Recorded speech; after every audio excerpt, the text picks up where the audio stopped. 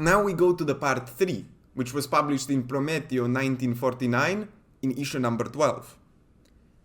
Section 4. The bourgeois revolution and ownership of real estate. Immovable property in the current meaning is land and the man-made buildings and installations on it that are not transportable from place to place. At the start of the capitalist regime, fixed assets could only consist of mainly agrarian land, residential building and factory buildings. Only later, with the spread of fixed or transportable machinery and then transport communication networks and the transmission and distribution of different types of energy, did increasingly complex cases arise in which the technical, social and legal distinction between fixed and movable assets gave rise to greater subtleties. For clarity, we will focus at first on land ownership. The distribution of this in the last days of the feudal regime was rather complex, with the existence of areas of collective public property belonging to the commons or the state, large fiefdoms assigned by central political powers to families of the nobility, and also small independent properties of peasant farmers. The first form was a derivation of the very ancient communist management of land, subject to constant attack by the lords and the peasants, and the nascent bourgeoisie. It drew its origins primarily from the Germanic peoples and system of law, among whom it developed through military and dynastic feudalism at the time of the migrations and invasions in the south. The third form of the small autonomous property derived from the Roman Empire and its law, in that Rome's order in the mother country and in conquered countries was based on the distribution of agrarian land to free citizens, soldiers in time of war, while there then subsisted other much larger parcels of land in the possession of the patrician class, who exploited them using the labor of the masses of slaves, who were deprived of political rights but also exempt from the obligation of military service. In the Roman system, lacking both the communal management of land and the institution of a sovereign right that could move it at will from one lord to another, apart from state control in the subdivision of newly occupied territories, a precise delimitation and parcelization of land plots had been arrived at, classically governed by the civil law in force throughout the empire and historically regulated in the Eastern Empire as well. Having thus referred to the two collateral forms of feudal property, let us now observe what the characteristics of feudal property are. It is the victorious leader, the chosen one of a group of allied chiefs and princes, then the absolute monarch and also the ecclesiastical hierarchy who allocate and partition authority among the various lords and vassals, distributed in successive orders of hierarchy, arbitrarily and frequently fixing and changing the limits of each jurisdiction. Within these more or less intricate forms, the whole assemblage of warriors, lords and priests live off the labor of the peasant masses, who are bound not to abandon the fiefdom to which they belong. As Marx repeatedly observes, the legal relationship between the holder of the fief and the accompanying noble title and the mass of the families of his serfs prevails in this social system more than that between the landowner and the land. It matters less to the lord to have a lot of land than it does to have many serfs, as a certain part of the product of the labor of all of them is at his disposal. Another cornerstone of the feudal system is that, however bad his economic management, the lord cannot lose his fief. It cannot be alienated, it cannot be expropriated, and the system giving ownership to the eldest son also avoids its hereditary subdivision, an important institution by contrast in the Roman system. As a result, and at least as far as the huge expenses of land subject to feudal investiture are concerned, there is no market for land. Land cannot be exchanged for the money.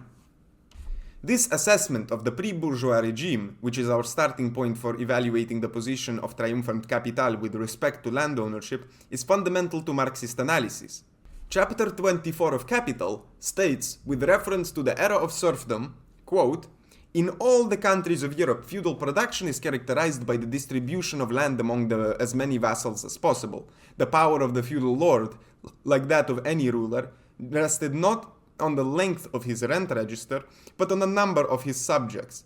and these depended on the number of small independent farmers." End quote. Since we would not want it to seem as though we are drawing new or original insights from these premises, we also recall, regarding the relationship between soil and money, a fundamental passage from the second chapter of Capital. Quote, "Men have often made man himself into the primitive material of money, in the shape of the slave. But they have never done this with the land and the soil. Such an idea could only arise in a bourgeois society, and one which was already well developed. It dates from the last third of the 17th century, and the first attempt to implement the idea on a national scale was made a century later, during the French bourgeois revolution. End quote. Modern capital is thus not the same thing as property in general, and it is not enough to abolish this, in theory and in law, to have eradicated it. Capital is a social force whose dynamics have far more complex aspects than a platonic property right. It shows up as opposed to traditional land ownership, and one of the main elements of the antithesis is that while the latter is truly personal, the former goes outside of the limits of the private individual's faculty. Quote, historically speaking, capital invariably first confronts landed property in the form of money, in the form of monetary wealth, merchants, capitals, and usurers' capital. End quote. Says Marx in chapter 4, to establish that mercantile circulation has money as its final product and that this is the first form under which capital appears, which we will later encounter as a factory, as a machinery, as a supply of raw material, as a mass of wages. In one of the evocative notes to the text, it is then said, quote, the antagonism between the power of feudal landed property based on personal relations of domination and servitude and the power of money, which is impersonal, is clearly expressed in the two French proverbs, Nulle terre sans seigneurs, and the other one, l'argent n'a pas de maître. End quote. The sense that of the modern economy succeeding the destruction of feudal relations is encapsulated in another quote that we draw from chapter 22. Quote, we arrive therefore at this general result. By incorporating with itself the two primary creators of wealth, labor power and land, capital acquires a power expansion that permits it to augment the elements of its accumulation beyond the limits apparently fixed by its own magnitude, or by the value and the mass of the means of production which have already been produced, and in which it has its being. End quote. When Marx then deals extensively with the interregnum of prosperity that lies in the English history between the abolition of medieval serfdom and the brutal onset of large-scale capitalist accumulation, which founded bourgeois wealth on the rampant ruthless misery of the masses, another note reminds us that the Japanese society of the time, with a feudal organization of land ownership flanked by widespread small rural property, offered a more faithful picture of the European Middle Ages than history books imbued with bourgeois prejudices. Let the punchline in this note by Marx give a slap to the thick-skinned faces of opportunist contemporaries who are horror-stricken whenever they claim, in their immeasurable asininity, that the medieval order is about to return, endangering the civilized achievements of the capitalist era, and who have forgotten how else to knit together their bastardized combinations of bourgeois ideals and socialist positions. Quote, it is far too easy to be liberal at the expense of the Middle Ages. End quote. In the last years of the ancient regime, when the power of the bourgeoisie in the economic field was already significant, the liquid capital gathered in the hands of merchants and bankers exerted violent pressure to suppress the obstacles that prevented them from taking possession of real estate. Undoubtedly, the central fact of capitalist accumulation consists in using the money that has been piled up to supply the raw materials and pay the subsistence wages of the laborers who work on them. But it is also necessary for the formation of the first factories to have workplaces and acquire buildings to be converted into manufacturing plants and land to be able to build on them. Moreover, the new wealth-owning class is driven to compete with the old feudal lords from whom it aspires to surpass and dispossess even in having houses, palaces, and agrarian land at its disposal, while the enriched tenant farmer tends to remove themselves from a position of dependence by acquiring the landlord's property and exercising as absolute masters the agricultural enterprise, which, as Marx repeatedly notes, is a veritable industry. All of the history and literature of the last periods before the bourgeois revolution are full of the manifestations of this struggle that the bourgeois, the enriched, the parvenus, conducted to compete even in prestige with the nobles. The latter, even when they are short of money and have to resort to wheeler dealers and moneylenders to maintain their luxurious life, not only despise and humiliate those who live by trade and commerce, but the very law in force helps them in defending themselves against them. in denying the repayment of loans. A traditional sin is the vexatious creditor's back being thrashed by the noble's servants. The third estate will not be able to free itself completely from this state of subjugation and inferiority except through the revolutionary conquest of political power. And until then, it will in vain compete foolishly with the luxury of its class rivals, squandering the fruits of its speculations. In Molière's comedy, The Bourgeois Gentleman, we see the merchant who wants to pose as a nobleman being fiercely satirized. The playwright shows him mocked in a fake knightly investiture by a troupe of comedians who sing to him the kind of Italian particular to the commedia dell'arte. Ti star nobile, non star fabola, pigliar sciabola. Sorry, I don't speak Italian. Be brave, don't be a scoundrel, take the sword. The bourgeois, as if to demonstrate well in advance the Marxist thesis that it is not work that allows one to accumulate capital, would like to greet the knight's sword and make us forget that he has handled the blacksmith's hammer. But soon, the capitalist class made up for the humiliations of all the beatings and mockery by the defeating the classes of nobles and priests in the social revolution, establishing its dominance and finding no further restraints on the expansion of its economic forces. The feudal property system then collapsed, and the purchase of real estate by holders of monetary capital, who until then had been very unlikely to fulfill this particular need, became rampant. This is one of the most important features of the capitalist revolution, which in the terse sentences of Karl Marx came to transform the ground into a pure commercial article. Just as it could boast of having freed the peasants from serfdom and the workers in the cities from the shackles of the guilds in order to bring them into their own dependence and exploit them, it could also boast of having incorporated the soil into capital. We could refer to this first consolidation period of victorious capitalism as the period of immobilization of movable property, meaning immobilization as large-scale investment in the acquisition of property in arable land and urban buildings, an essential economic complement to the possession of large industrial means of production. This economic necessity became at the same time a political necessity because in order to defeat the feudal lords and the demand for feudal restoration definitively, they had to be humiliated, even in the positions of prestige that they had acquired in the great metropolises, which had developed as a result of the emergence of capitalist forms and in which the monarch and the courtiers, the military leaders, and the churchmen occupied the stateliest homes. Another symbol of rule and prestige of those classes was to reserve large stretches of arable land in the countries for their various luxury needs, their pleasures, hunting, summer recreation, religious life, etc. While for the bourgeois economy capital investment was a priority, both for further business investments as well as for the intensified production that provided the industrial workers' army with the means of subsistence.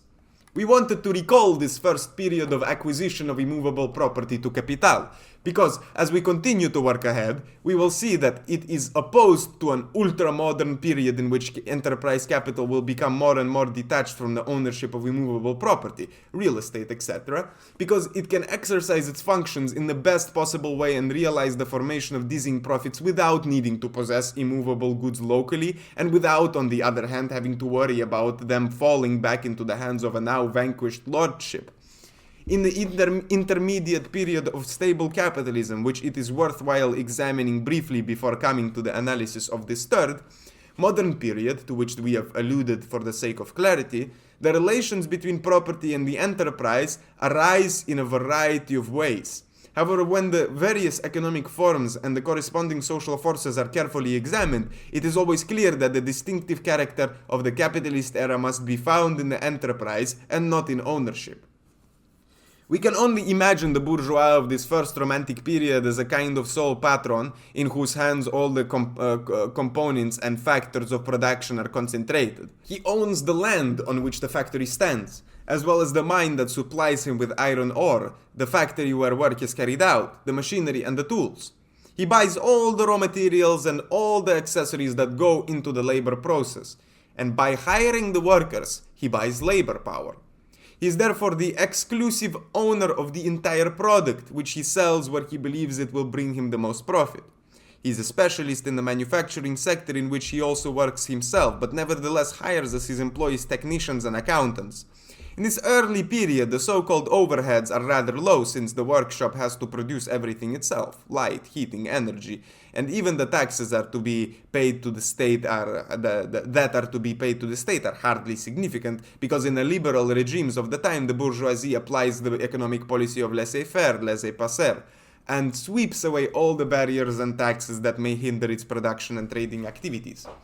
The bookkeeping is therefore simple and unitary, and all the profit resulting from the surplus of revenues over expenses ends up in the pockets of the capitalist, who does not have to deduct any rents and leases from it for the rooms, facilities, and buildings he uses. In the first classic case, the capitalist also has plenty of cash to be his own banker and therefore does not pay interest on the cash capital he needs for his purchases of goods or advances on the wages. If we wanted to look at the parallel of this business model in agriculture, we would find that when the farm manager is at the same time the proprietor of the land and of the dead stock and livestock, i.e. the machines, tools, seed, fertilizer, supplies, livestock herds, etc. And he also has enough cash to advance the wages of the day laborers or the workers employed yearly. In all these cases, the only active difference which the proprietor realizes as an excess of the proceeds from the sale of the products over the sum of all the payments on account, includes the land rent, the interest on financial capital, and the profits of the enterprise, economic elements that can be considered distinct from each other. The bourgeois economist sees them as separate because he says they come from sources, each of which is sufficient to generate wealth. The land as the producer of land rent, money as the producer of interest income, and the enterprise as the producer of profit, which is the reward for the activity, skill, and shrewdness of the person who has been able to bring together rationally the various components of production. For the Marxist economist, all of these surpluses are the result of human labor. They represent the difference between the value produced by labor and the lesser sum paid to wage laborers for their expended labor power. However, the distinction between the various components of entrepreneurial profit is a historical distinction, according to the division of capital gain squeezed from the working class between the landowner, the finance capitalist, and the entrepreneur. The distinction is historical in nature because even before the rise of fully fledged capitalist industry employing wage laborers, land was likely to yield a useful return to the landowner, just as mere money could bear fruit for those who had access to it, whether banker or loan shark. It is now a question of seeing the real nature of capitalist production in relation to those different components when they are separated, instead of being united in the hands of a single owner, that is to say, from the time when the legal owner of the land or factory, the banker advancing the cash, and the entrepreneur are different persons. The entrepreneur, who, after satisfying the first two and all the other various public and semi-public entities that are overlapping in the modern economy, remains the sole arbiter for collecting his own earnings and benefits from the commercial price of the products thrown onto the market. In all of these cases, the proprietor of the land, the physical workplace, the building, and sometimes also the machinery are compensated with the corresponding lease money. The banker receives an interest on the borrowed money. The state or possibly other concessionary bodies are paid various taxes and fees, and all that remains constitutes a profit of the pure enterprise, which capitalist accounting tends falsely to highlight as something that only emerges after the various moving and immovable assets have already been remunerated. Marxism now asserts that this third form, corporate profit, which is disguised in class apologia as a vehicle of progress, science, civilization, and is more vicious and meaner than the other two forms, glorifying as it does exploitation, oppression, and misery. Socialism does not consist in taking possession of the capitalist enterprise by factory workers, but its essence is rather in the revolutionary and total negation of the capitalist enterprise. The various components and their relationships to each other are divided into modern capitalist forms in different ways, and it is anything but a new relationship when we come across capitalist enterprises that have no immovable property of any kind, and in some cases when no company headquarters or no noteworthy machinery or equipment. The dynamics of the capitalist process here, however, exists completely and in the purest form. Thus a kind of divorce is emerging between property and capital, as a result of which the latter is increasingly turning into money, while property is blurred, withdrawn from view, or represented as the property of social institutions. As a result of nationalizations, as a result of socializations that are intended to pass as no longer capitalist forms of governance. Quite a long note here about the alleged feudalism of southern Italy. A formidably repugnant idée fixe of the worst opportunism that reigns in the Italian socialist and communist movement is that of the depreciated existence and survival of feudalism in southern Italy and the islands, especially with regard to the abused issue of the southern agrarian latifundum, the real warhorse of rhetorical histrionics and sycophantic Italian political posturing. The inference from this imaginary and invented affirmation that a tactic of political blocks and collaboration with the radical bourgeois parties is needed, even in northern Italy, which these gentlemen hesitantly grant the status of capitalist, on the level and within the framework of the shady unitarian Roman state, was and is enough to qualify them as renegades of revolutionary doctrine and action. But these people, our social communists, the champions of democratic bourgeois collaboration, are simply showing their contempt for our principles. For them, everything comes from an assessment of the immediate situation, and they demand that the weapon of compromise be used. We must therefore make it clear that their assessment of semi-feudal conditions in southern Italy tramples underfoot any serious knowledge of the real economic and agricultural situation in the south, as well as the knowledge of the different characteristics of feudal land management and, finally, of the fundamentals of the historical vicissitudes of the Kingdom of the Two Sicilies. What is considered, in this banal fashion, to be a backwardness of the social development of the Mezzogiorno, analogous to the supposedly weak and poor development in Italy in general, has nothing to do with the late removal of feudal institutions, and even where it presents the famous underdeveloped areas, it's the direct product of the worst aspects and consequences of the development of capitalism in the Mediterranean Europe of the post-feudal era.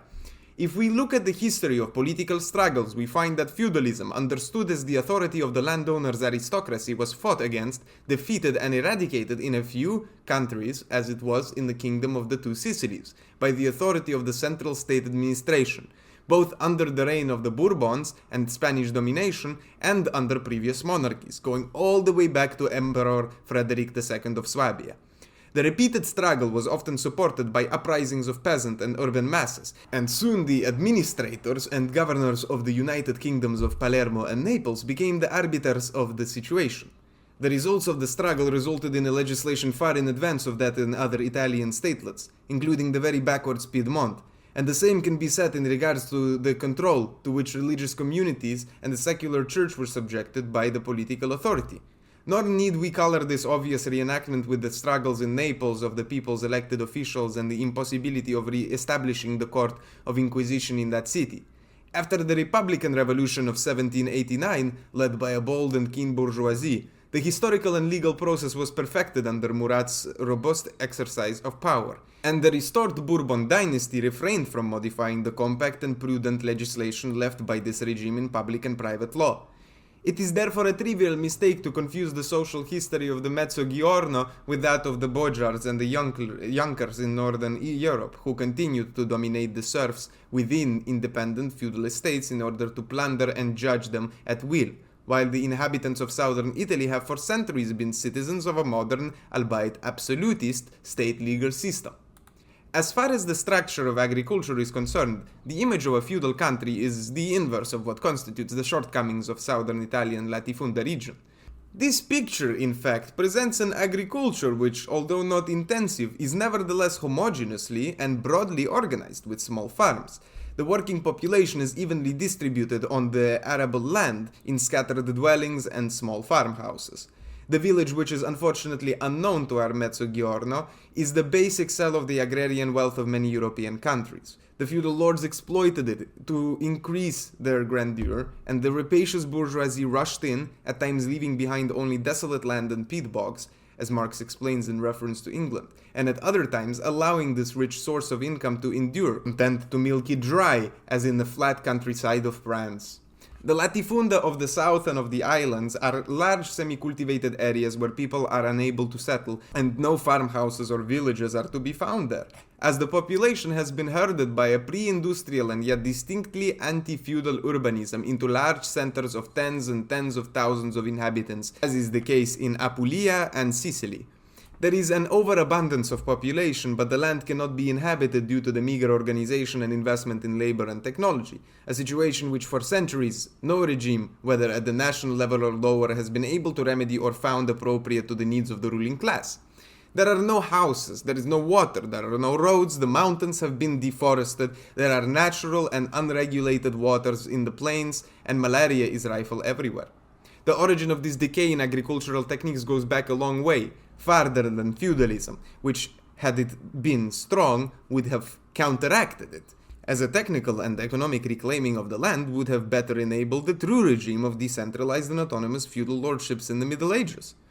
In view of the fact that these regions were the most prosperous and civilized of the known world at the time of the Magna Graecia, and that they remained the most fertile under Roman rule, one must see the reasons for their decline, which have to do both with their peripheral position when Germanic feudalism spread with the fall of the Roman Empire, which exposed them to invasion and destruction by the peoples of both the north and of the south, as well as the economic decline of the Mediterranean economy resulting from geographic discoveries overseas, and precisely the bursting forth of the modern industrial and colonial capitalist regime, which shifted its production centers and important transport routes elsewhere in line with the location of raw materials, basis of imperialism, and finally to the establishment of the unified Italian state, whose analysis would take us very far and which established a typically modern capitalistic and imperialistic relationship, which is also the precursor of more recent times. In any case, before and after this unification, the mechanism of economic forces and relations was more than consistent with the characteristics of the bourgeois era, for it constituted an essential area of capitalist accumulation in Italy, the limitations of which are to be found in quantity, not quality. Indeed, the economic climate before and after 1860 is completely bourgeois, despite the weak industrial development, although it must not be overlooked that the effect of national unification was noticeably negative, inasmuch as important workshops decayed and had to close down. We can say about the Italian South and its alleged feudalism what Marx said about the Germany of 1849. He spoke at the trial of Cologne precisely to make it clear that the political bourgeois and liberal revolution would still have to triumph. Quote, "Big landed property was indeed the foundation of medieval feudal society. Modern bourgeois society, our own society, is however based on industry and commerce. Landed property itself has lost all its former conditions of existence. It has become dependent on commerce and industry. Agriculture, therefore, is carried on nowadays on industrial lines, and the old feudal lords have now become producers of cattle, wool, corn, beetroot, spirits, etc., i.e., the people who trade in industrial products just as any other merchant. However much they cling to their old prejudices, they are in fact being turned into bourgeois, who manufacture as much as possible and as cheaply as possible, who buy where they can get goods at the lowest price and sell where they can obtain the highest price. The mode of living, production, and income of these gentlemen therefore gives the lie to their traditional pompous notions. Landed property as the predominant social factor presupposes a medieval mode of production and commerce." End quote. However, if the availability of coal and iron ore, in particular, turned Germany into a large mining and mechanical engineering country after this period of time, and also after drafting capital, which had to take England as a model of a fully capitalist society, as well as a country operating agriculture in an economic and modern way, it is clear that the assessment of the environment and the social situation after 100 years applies even more radically to southern Italy, which has had a completely bourgeois liberal democratic regime for more than 90 years. A regime for which, after the defeats of 1848, Germany had to wait until 1871. And, according to the usual deflated chatters about Teutonic feudalism, until much later. In southern Italy, there is a very active land market, with certainly much higher frequency of land transfers than in provinces of high industrialism, and this is the crucial criterion discriminating feudal from modern economies. This is accompanied by a no less brisk trade in large and small leases, and of course in products of the soil. Precisely where cultivation is managed on latifunda, i.e. extensive landed estates, It's done by large economic units employing exclusively day-wage laborers and hired hands. And for many decades, the figure of the large capitalist tenant farmer, a large holder of cash and stock, has excelled economically over that of the landowner, often in severe cash flow difficulties and burdened with mortgages. Whether only cereals are grown or backwards and even primitive livestock breeding prevails, not only is movable capital in the hands of large tenant farmers rather than the landowners, but more of the former are also cashing in and acquiring land belonging to different owners, whereby the land is not necessarily improved but may even decrease in the value. An examination of urban property management leads to similar considerations. Apart from the industrial activity in the developed zones around the principal cities and ports, all this movement of markets today, according to a modern turn and cycle, has for decades and decades resulted in accumulation of capital that has largely served as a base for the free, semi-protected and protected industries in the north. Long before Mussolini, Italy was one of the foremost protectionist countries. Not only have the bank despots of the southern bourgeois, landlords, entrepreneurs and speculators always fed national private finance with their strong capital flows, but the resources of the south have been largely tapped by the tax authorities, which far more readily reach the real estate wealth and every land-related economic movement than for industrial, commercial and business profits and surplus profits. The Italian capitalist economy thus straddles these relations of an entirely modern character, which makes it simply laughable to want it to compare it to a feudal situation and to present it under the guise of a non-existent conflict between an evolved and conscious bourgeoisie, still eager for perfected and renewed liberal or southern revolutions, and the legendary backwards classes and the reactionary strata of the fashionable dirty demagoguery, instead of depicting a solid alliance between the two.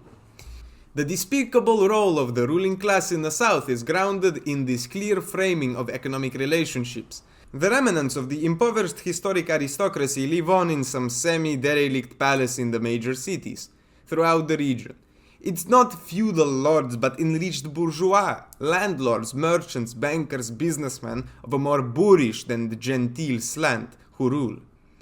On the fringes of their wealth, the so-called intelligentsia has descended to the rank of the intermediary and middleman of the central power of the bourgeois state of Rome, to which it offers the best and its bloated personnel, leeches on the productive forces of all the provinces, from the commissioner of public security to the toga-clad judge, from the member of parliament supported by all the prefects and voting for all governments, to the statesman ready to serve both capitalist monarchies and republics. Before, during and after the much abused 20 years of fascist rule, the social struggle in the Mezzogiorno, no less than that against the Italian state in general, has put the overcoming of the last and most recent historical forms of capitalist order on the agenda for real Marxists, and never again the modernization of relations and institutions that have been left behind.